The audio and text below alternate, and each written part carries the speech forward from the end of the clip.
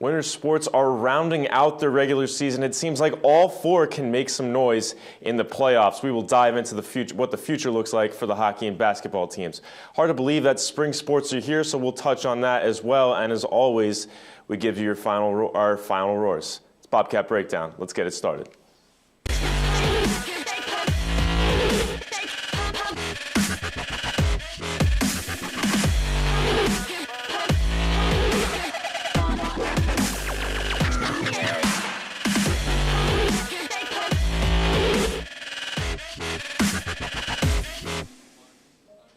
Hello and welcome to Bobcat Breakdown. We are live for the next 30. I'll be your host. The name is Dacey, and I'm joined by Connor Ullathorne and MAAC Schreiber.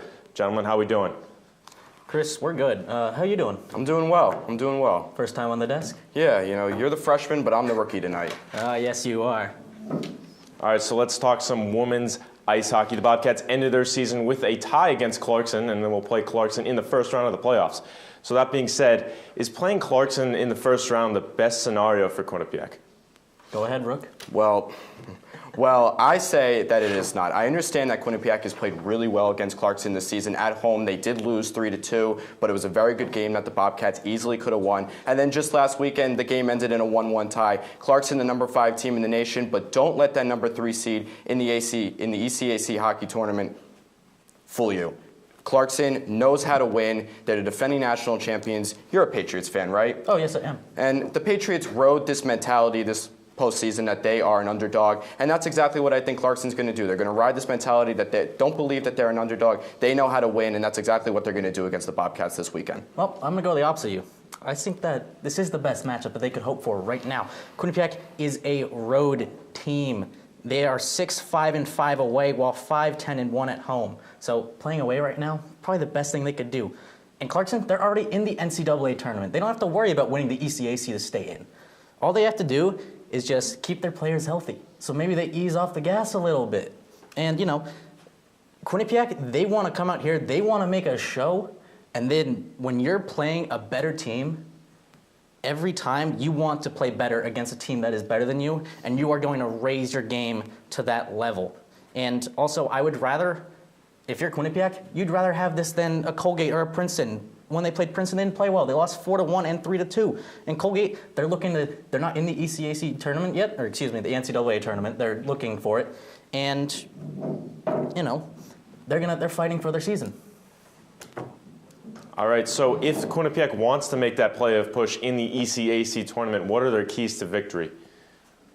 Well, the Bobcats are going to have to play stellar defense this weekend. Clarkson averages 3.8 goals a game, and the Bobcats have been better on the offensive side of the puck lately, averaging 2 goals a game. But if you know the term, defense wins championships. And if the Bobcats want to get their first playoff round victory this weekend, they're going to have to stay on top of Clarkson. They're going to have to just play lockdown defense, keep the puck out of the zone. And the goals are going to come for Quinnipiac, I believe. I believe they're going to score. I believe Randy Marcon and Melissa Samoskevich are going to carry the Bobcats on the offensive side of the puck. But if they can play lockdown D and keep the puck out of the net for Clarkson, I think that would be the recipe to success. Well, Max, how do you win a hockey game? You score more goals than the other team. That's the case in every sport. Yeah, not golf. But, when it gets to the ECAC tournament, there's no more shootouts, guys. There's no shootouts. There's no more sitting back playing for a draw. There's overtimes, and it keeps going and going. You have to score to win. It's sudden death. And Clarkson, they're going to score. They got one of the best players in all-time NCAA hockey in Lauren Gable, to be honest. And her line mates, Elizabeth Shiger and Michaela Pezlovich, they're top 10 in points per game. And if Quinnipiac, they can score with them, and they're on track for a good run and good challenge. And there's only 2 players for Quinnipiac with over 20 points this season. That's Samuel and Lancaster. So that's what it's going to come down to, is can they score on a Clarkson team? All right, Max, you talked about the matchup. You talked about what Quinnipiac needs to do if they want to get some victories. Let's hear some predictions. Well, at first I took Clarkson in a sweep, but I think that Clarkson's going to win in 3 games. I think the Bobcats are going to come out game 1. They're going to play really well. Randy Marcon will extend her point streak to 9 games. Everyone will be feeling good, but then Clarkson's going to do what champions do. They're going to learn from their mistakes. They're going to lock down, and they're going to take the Bobcats in the next 2 games, and they're going to do what champions do, and they're going to win. Well, I actually think it's also Clarkson in 3. But it's going to be the opposite way around for me. I think that Clarkson's going to come out, get a strong win the first game. Cass Turner has done this time and time again. When they play that opponent the second time, they make excellent adjustments. And they're going to come out this second game, play fast and physical, and do really well, get a couple goals in the net, and they're going to take that second game. And then that third game, it's going to come down to the wire, either late third period goal for Clarkson, really close, or in overtime. And that's when the Knights are going to have to win. And the best teams, like you said, championship teams, they know when to win and they know when to score. All right, awesome stuff. Before we talk about the men's ice hockey team here, their takes, we're going to hear from the team themselves, specifically Chase Prisky and head coach Rand Pecknold. I thought we were immature with our effort tonight and just weren't prepared. So, yeah, played poor. You can't give up 5 goals and win hockey games. Our changes were bad at times. Our turnovers were atrocious. You know, like we just need to be better. 7th loss. Seems like they're all pretty much 5. We give up 5 goals in all those games. Union, I'm trying to think. All of them. Yeah, you can count them. We give up 5 goals. It's not good enough. And I don't think some of the guys are identifying, and I think they want to give off the blame to someone else. And I think sometimes you got to look inward to make a difference outward. Now, after last weekend's games, it's time to see where our analyst panic level is for the hockey team. Fellas, are you panicking if you're a Bobcats fan? Are you, Max? Oh, I'm panicking, and the panic meter is red hot. The Bobcats, I understand that they're a nationally ranked team, and they've had a very good season, but this weekend, they won 7-2 over St. Lawrence. St. Lawrence has 6 points in the ECAC. Not a good team at all, not a good win. What they had to do was get a win on Saturday night at home against Clarkson. Clarkson, the number 13 ranked team in the nation at the time, and they faltered. They came out really nice in the first period, but then after the first period, they came out of the locker room looking like a completely different team. They play sloppy, and they fall into traps. Against Brown, after they had that home win against Yale, on Saturday night, they played Brown and lost. It seems like whenever they get going again, they just fall right back to the bottom. And I can see this team just not playing the way that they are expected to play and having a really unexpected loss that can really put a damper on this season for the Bobcats. I do agree with you that there is a concern, but it's not as much of a concern that you think it is. It's, a moderate level concern. I do agree with Rand Pecknold and Chase Prisky calling their team immature. There was a lot of inexperience out there for the Bobcats in the game against Clarkson. A lot of time you had De Liberatore and Metza or Boudreau ending up on the ice, along with the third checking line of Friedman, Winslow, and Lombardi. Now, I like the third line, but when you have 5 freshmen on the ice, that can cause for a lot of mistakes when you're playing against a line that has all seniors. A lot of time you'd see the puck go behind the net, and De Liberatore would go to get it. He just put it right into the slot for a Clarkson forechecker. And that's really how a couple of their goals were scored against them. And I think that besides that little bit of inexperience, I think they'll be okay. They score early well. They do really well on playing fast and physical in the first period. But the only time they really falter is in the second period. A lot of their goals have come in the second period. And then they start to pick it up once again to the third. But they score early in the first, and then they kind of slow it down. You saw it against, I believe it was Princeton and against St. Lawrence, where the first game, that they came out in the first period, scored early, and then sat back. And that was pretty much just to save a bit of energy going into the third. Other than that, letting off gas in the second, a bit of inexperience on the blue line, this team, they're going to do fine in the ECAC playoffs. Now looking back, you saw your analyst panic level from last week, and now we're going to look forward to the ECAC tournament. So what seed do you realistically see this team getting in the ECAC playoffs? Well, I see them sitting at third here in ECAC hockey playoff seeding. I think that this weekend they will lose to Yale at Yale, and then they will get that revenge against Brown away. But I don't see them coming out getting a really needed win against Yale. I think they did that at home last year in the playoffs. They swept Yale back at the Whale in New Haven. So I think that Quinnipiac is going to split again once in the ECAC play. They're not really going to have that winning pedigree that they had earlier in the season when we saw some really big wins, a lot of out-of-conference wins, but still very good wins, notably against number 1 UMass at the time. And I see them as a number 3 seed, and there's no reason why they can't win this tournament, but I would not be shocked if they lose in the second round to a team that they're expected to beat. That just seems to be the way the tides have been turning the last month here for Rand Pecknold's squad. Yeah, I agree with there. I also think that they'll entering as a 3rd seed, but I'm not going to look at Quinnipiac. I'm going to look at the other teams in the ECAC. Clarkson, they're going to win one, and then, they're going to lose the other to Cornell. Cornell's one of the best teams in ECAC right now. I believe they are 1st. And really, I don't think Clarkson's going to come out well against Cornell. Harvard, and then they're going to beat RPI and Union, and basically everyone's going to stay around the same, and like you said, Cornell will sweep the weekend. It's really going to come down to Quinnipiac and Yale. So Quinnipiac, they got Brown, like Max just said. I do agree they're going to get that revenge victory against them. And then if they get that single point going in, they're guaranteed to be above Yale coming into the playoffs, and that would definitely help them a ton. And even if they get a good solid point against Yale away, that's a good result, I think, for Rand Pecknold and his squad. Yeah, I think Yale's a good team. I think Yale's going to get the sweep this weekend. They're going to beat QU, and then they're going to take Princeton, and they're going to fall into that number 4 seed. All right, interesting stuff, guys. We're going to take a quick timeout and regroup on some discussion on the team that play on the other side of the People's United Center. Basketball is on deck. Stay with us.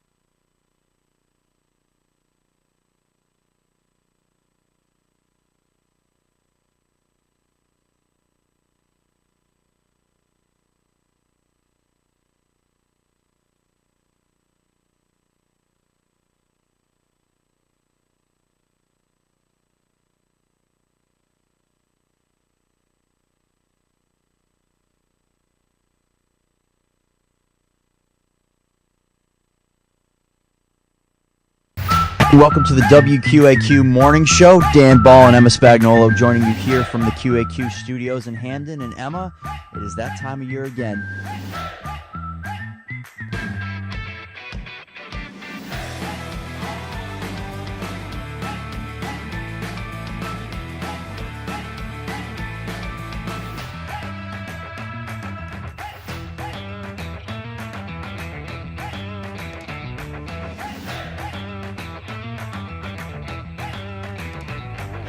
Thanks for sticking with us. It's basketball time. We started with the men's team after they completed their season sweep of Monmouth on Sunday. That puts the Bobcats at 10-6 in conference, which is good for a tie in 2nd place in the MAAC. But the question I have to start off with is who has to step up for this team?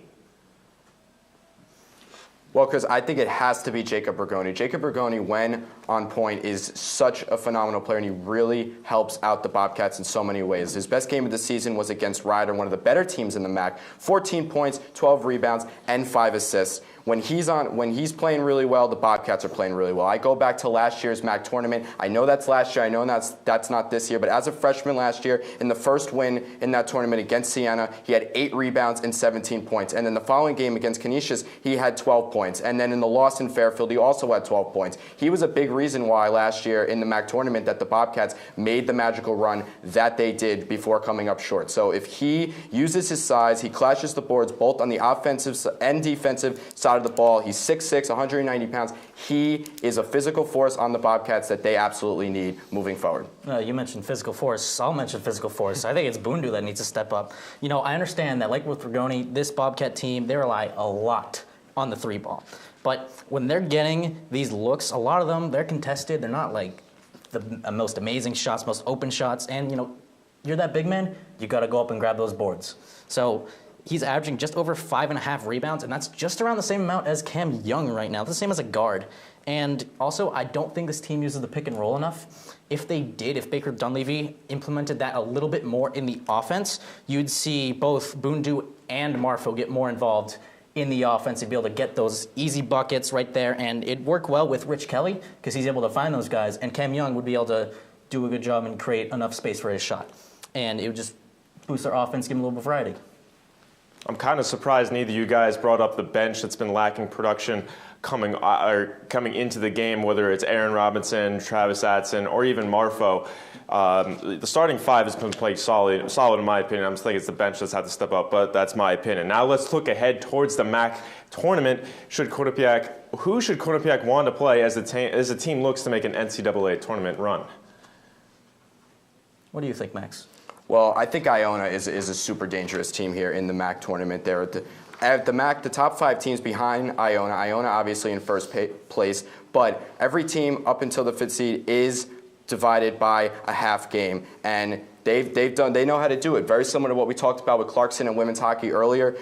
Iona breeds a winning pedigree. They won the MAAC last year. They won the MAAC in 2017. Then they won the MAAC in 2016. They're fantastically coached by Tim Cluess. He takes players to different levels. Ronald Brown had a dismissal from the team earlier this season. It was supposed to be a very big team, very big part of the team earlier this year. He got into an altercation with an assistant coach, and EJ Crawford, a junior guard, stepped up. 17.7 points per game he's averaging. Cluess takes Iona to another level, and if I'm any team in the MAAC, like I said, they breed a winning pedigree. I don't want to face them. I agree. They breed a winning pedigree, but come on, Max. Let's take a better option than just the first place team. I'm going to take Canisius. Look at the results right here. Quinnipiac, they have not won in the 2 games they've played against Canisius. Of course, they're both close losses, but that's everything the Bobcats have done this year. Every win or loss has been close. Now, Iona's in first, but it doesn't matter. They're going to see them. If the Bobcats win and win and win, they're going to see them eventually. Canisius, I think, plays the biggest threat. The Golden Griffs, they've been shooting the ball better than the Bobcats did the both times they played them, both here in Hamden and up in Canisius. It's not the school, but... they also turned the ball over less. The Bobcats, they had a lot of turnovers in the 2 times they played them, and their bench, like Chris Dacey just mentioned, their bench, it's a lot better than the Quinnipiac bench. Jordan Henderson came off the bench the second game they played and scored 14 points, which was the 4th highest that game.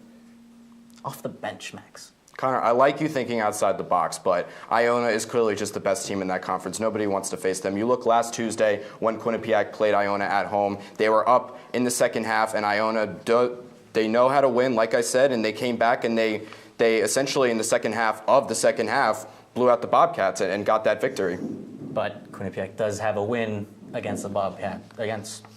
Iona has a win and the Bobcats have a win. That's true. I think it would be an interesting matchup, but I think if they get Canisius, it'll be an even more difficult one for the Bobcats. I got to agree with Max on this one. Seeing Iona in tournament play, they're a different team, and you don't want to go up against Tim Cluess when it's MAAC tournament time. So now my last question for men's basketball. It's no secret that Quinnipiac relies on the 3-ball, and if you watch a game, in fact, the Bobcats are in second place in the MAAC in 3-point shooting just behind Marist. So on a team of 3-point shooters, who has the best stroke on the Bobcats? Well, the best stroke obviously belongs to Cam Young, the best player on this Bobcats team, and probably one of the best mid-major conference players in the entire nation. We know what he did just a week ago, 55 points, leading off SportsCenter. I understand that Rich Kelly has a better 3-point percentage, but when you take more shots like Cam Young does, you're going to miss more shots. Yeah, you're going to miss more shots, but I think that Rich Kelly, in terms of playing outside of the 3-point line, he's just better overall. I know he's not the dynamic scorer, the all-around scorer that Cam Young has, but I think, like you said, Rich Kelly has a better shooting percentage. I think he picks his shots better. He knows when to shoot the ball, when to pass the ball. That's important. And if he's not getting a shot, he's passing right to Cam Young for that shot. He leads the team with 95 assists, nearly 100 assists on the season. That's ridiculous. And like you said, 3-point percentage, 47.1%, and he's made more 3-pointers than Jacob Bergoni, who was supposed to be last year one of the elite three-point shooters on this team. He's taken 57 and he's made 57. Excuse me. What do you think, Chris Dacey? Well, I think it's got to be Cam Young. On top of that, his three-point percentage is pump fake, and I know we're talking about best three-point shooter, so I don't know why we're bringing up assists here, but that's just me. So we're going to go on to the women's basketball now. Since the team keeps on winning, let's go over some prop bets. First, over/under 2.5 players that will average 10 or more points this year on the Bobcats. What do you think? Well, I'm going with the over here. Jen Fay, now that she's back, she was averaging 11.1 points per game before the injury. Now after the injury, she's obviously going to keep that going. Aaron McClure, 10.6 points per game. She's going to do it too. I will proceed with caution to say that Paula Strautmane, right now at 9.1 points per game, is below the 10-point margin that we're talking about here, but she's had a fantastic last few games, getting above that 10-point mark, and I think towards the end of the season, she will have some really explosive games, get up there, and I'm taking the over on this one. I don't know about you, Connor. Yeah, I am also taking the over. I mean, you basically just said it.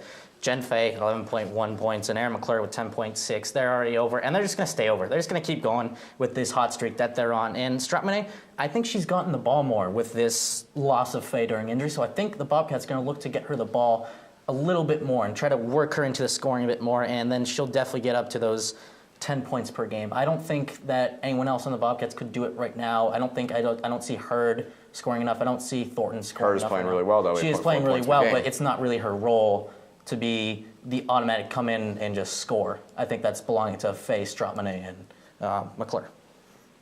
All right, guys, next bet. If the team wins out in the regular season, which is a pretty safe bet, will the closest win be a win over or under 15.5 points? I see over. It's just the Bobcats are too good, and it's just when are they going to get the recognition that they deserve? They're an absolute force. What they've done is amazing. You look at some of these games. You look at Siena, who they're playing this weekend, 5th place in the MAAC at 8-8. They defeated them 68-31. That's a 37-point margin that they won by. You look at games like Manhattan, 64-39. They're also at 8th place in the MAAC, or 8-8, but 8th place in the MAAC. 25 points. You know, they score 64 points per game, and they only allow 55.7 points per game. So I don't understand when they're absolutely going to win. They're going to blow every team out, in my opinion, you said in the it MAAC. completely perfect, Matt. I don't have any other way to put it. That's just perfect. I mean, you know, Manhattan and Siena both 8-8, like you said. I mean, they're 4-5 in scoring margin, and they're somewhat defensive teams, I guess you could say. But, you know, it's Quinnipiac. They go in, they pretty much slaughter every team. Like, they're not playing Marist or Ryder, who are in 2nd and 3rd right now. And the only way I don't see this happening is if Fay, McClure, and Strautmane are rested. Okay, now if the team makes the NCAA tournament for a 3rd straight year, will it be a seed over or under 9.5? So will there be a seed through a number 1 through 9 seed or a number 10 through 16 seed? Well, last year they were a 9 seed. They beat Miami in the first round, lost to UConn, of course, in the second round. You know, they, once again, like I just said, they deserve recognition. Quinnipiac remains unbeaten by MAAC play. You know, their conference winning streak is at 47 games, the 13th longest in Division I at the moment. Unfortunately, I'm going to have to take the over. It's not by much. I think they get that 10 seed. Really, the National Committee, they don't give enough respect to mid-majors, and we know that. All right, time for one more media timeout. Spring sports and Final Roars are next. Stay tuned.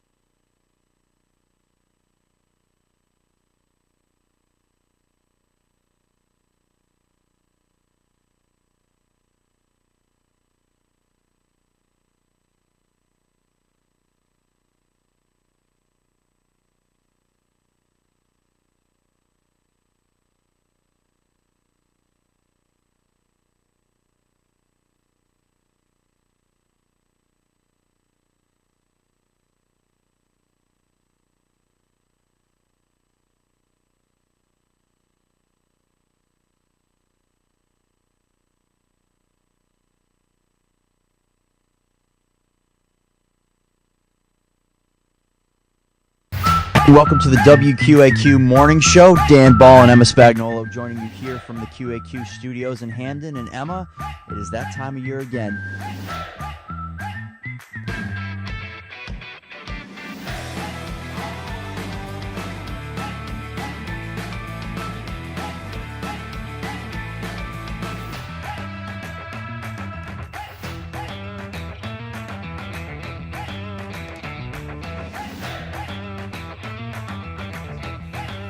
And welcome back. It might not feel like it outside, but spring sports have started. So let's go to the Q30 Sports Spring Beat team for what you need to know for the upcoming spring season at Quinnipiac.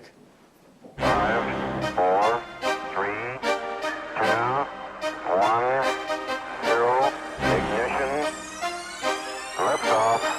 Thanks, Chris. The Quinnipiac baseball team, fresh off the third highest win total in program history, now looking for its first championship since 2005. This team was picked to finish fourth in the MAAC preseason poll and boasts the best player in outfielder Liam Scaffarello. Scaffarello already making some history this season, setting the school's Division I career home run record back on opening day. Now, Quinnipiac only one win so far this season, but it was a big one, taking down number 20 Wake Forest for the school's first win against a ranked program since beating Virginia back in 2004.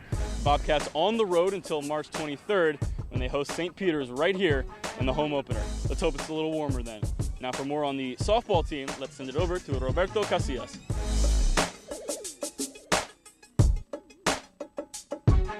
Thank you, Jacob. The Quinnipiac Bobcats softball team traveled to Florida to start the 2019 season in the Madeira Beach Invitational. It was the first 5 games under new head coach Hillary Barrow. Well, the Bobcats went 2 for 3 during the Invitational, but one highlight of the week was definitely freshman Alexis Otero. She won MAAC Rookie and Player of the Week for her performance in the Invitational. She went 6 for 15, including a moonshot to that center in the victory over Sacred Heart.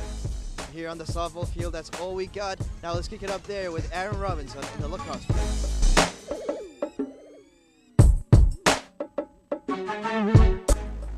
Thanks, Roberto. I'm Aaron Robinson here at the Quinnipiac lacrosse field. A new era is upon us at Quinnipiac as the Mason-Poly era has officially begun. Poly and the Bobcats have started their season off a bit slow, dropping their first 3 contests on the road at UMass Lowell, at Vermont, and at Brown. The Bobcats have 2 more road contests before opening up MAAC play right here on this field against Detroit Mercy, who was picked second in the MAAC preseason poll. That's all we have from here. Sean, coming to you.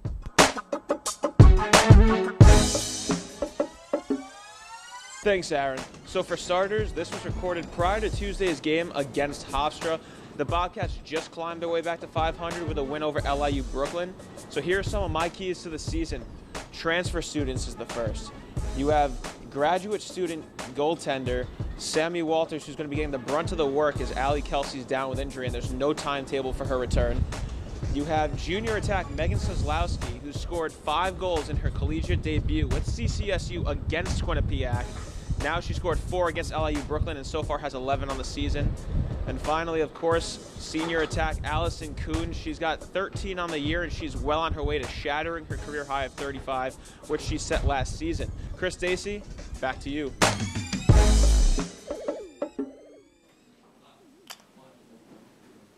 Awesome stuff, gentlemen. Make sure you stick with Q30 Sports throughout the spring for your content on spring sports. Time for Final Roars. Connor, get us started. Minnesota Duluth, Wisconsin, Minnesota, Boston College, Boston Universities. These are just some of the powerhouse schools included in NCAA women's ice hockey. But what about ECAC hockey? Well, do not consider them to be a small conference anymore. With Clarkson winning back-to-back Frozen Fours and one against ECAC hockey foe Colgate and looking to make it a third this year, they were the first ECAC hockey member to win a Frozen Four since the start of the tournament in 2001. And Harvard, Brown, and St. Lawrence have all made it to the final, and currently there are 4 ranked top teams ranked top 10 in the nation, and now Quinnipiac is getting onto the scene by hosting their second Frozen Four. It's now time to consider ECAC hockey as one of the top conferences in the nation. This past Saturday, Quinnipiac's Chase Prisky had a highlight reel goal that landed on number 3 of SportsCenter's top 10 plays. Last week, ahead of the NBA All-Star Game, Cam Young led off SportsCenter with an NCAA season-high 55-point game Those 55 points were also a MAAC record. The point I'm trying to make is that Quinnipiac is getting the national recognition, and it isn't going to stop. With the success and growth of all of Quinnipiac athletic programs, it is only a matter of time before Quinnipiac becomes a household name. Bobcat Nation, take it all in. It is a special time to be a Bobcat. There are many college basketball conferences in the country, including the MAAC. People refer to those conferences as mid-major conferences, and only the winner of the conference tournaments makes the NCAA tournament. So for the MAAC, that means out of the 11 teams, they have a chance to dance in March. That might not seem fair, right? But it's the way it is, and pretty much it always has been. So a team like Quinnipiac or Iona, who finished at the top of the conference, could lose one game in the MAAC playoffs and have their NCAA tournament dreams crushed. On top of that, a team that represents the MAAC in the NCAA tournament could just so happen to be the team that finishes dead last in the regular season. So what I'm trying to say is it might make sense to have all the teams play for the MAAC championship, but it might not work out the way it should. Does that team that finished at the bottom of the conference really deserve a shot to be in the biggest postseason tournament in college basketball? Probably not. And that's our show today. You know the deal by now. Make sure you follow us on Twitter at Q30Sports and at QBSN. And log on to Q30TV.com and theQBSN.com for all our content. Same place and same time for next week on Bobcat Breakdown. Have a good night, Bobcats.